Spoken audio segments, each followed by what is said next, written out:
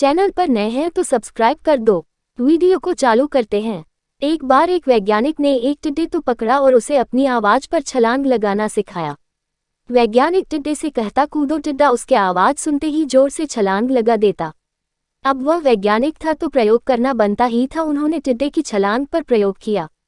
वैज्ञानिक ने उसकी एक टांग तोड़ दी और फिर बोला कूदो। अब टिड्डे की छलांग की दूरी कम हो गई। वैज्ञानिक ने उसकी दूसरी टांग तोड़ दी और फिर बोला कूदो। टिड्डे की छलांग और कम हो गई। अब तोड़ी गई उसकी तीसरी टांग, फिर छलांग की दूरी और कम हो गई।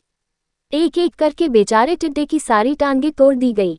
अब आखिरी टांग टूटने पर जब उससे कहा गया कूदो तो वह हिल भी नहीं पाया।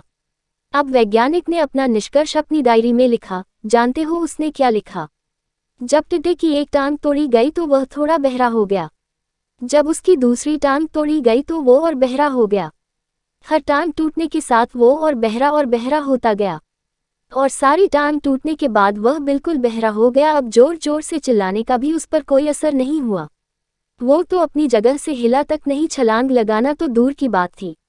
इस कहानी को सुनकर सभी को ऐसा ही लग रहा है ना कि क्या मूर्ख वैज्ञानिक था, इतनी सीधी सी बात उसे समझ में नहीं आई।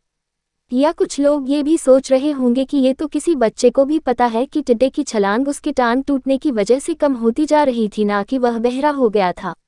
दोस्तों, हम सभी जीवन में कई बार ऐसे ही मूर्ख बन जाते हैं। कई बार जीवन में दो घटनाएं एक साथ ऐसे घटती है कि उनका एक दूसरे से कोई संबंध होता ही नहीं, फिर भी ऐसा लगता है कि गहरा संबंध है। कभी कभी दिखता कुछ और है लेकिन समझ कुछ और आता है और वास्तव में होता कुछ और है।